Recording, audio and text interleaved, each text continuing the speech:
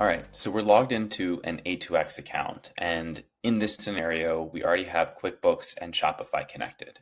Now, if this is your first time pushing COGS to your accounting software from A2X, you're going to have to do a quick setup. And that would be clicking Settings in the top right, clicking Cost of Goods Sold, and mapping your accounts to how you want them to sync over to QuickBooks. So in this scenario, I highly recommend doing Cost of Goods Sold and inventory assets, but this is up to you and how you want to approach your accounting. Once done, press save, and then we will proceed with connecting Settle. So once you've passed that point, click Costs at the top. You'll see a list of SKUs that were imported from Shopify. You'll also notice that the column under Costs is empty, and this is what we need to populate so that A2X can post COGS to your accounting software. Now, historically, you would have had to come in here and type in the costs of each SKU every time your costs changed. And that was really tedious, especially for brands with large catalogs. Now, what's beautiful about Settle is that costs are calculated automatically as you are placing purchase orders and paying for them. And then Settle is updating A2X on a regular daily basis so that your costs are always up to date in A2X.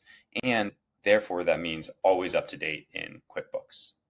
Now, I want to show you how this works. So if you don't have a Settle account, you'll have to make one, but that's really easy through this button up here called Settle.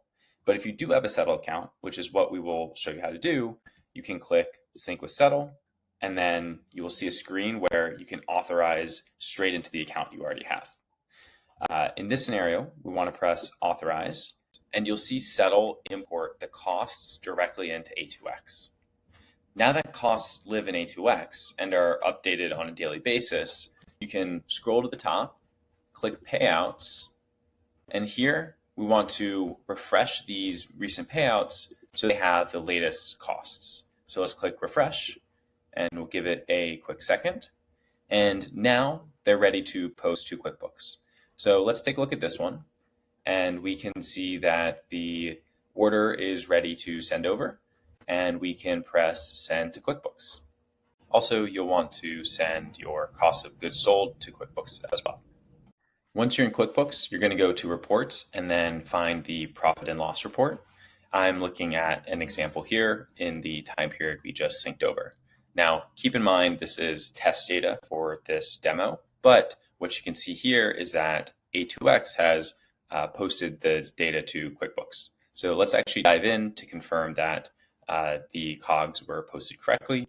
So I'm going to click this, and we're going to see the exact journal entry that A2X posted over.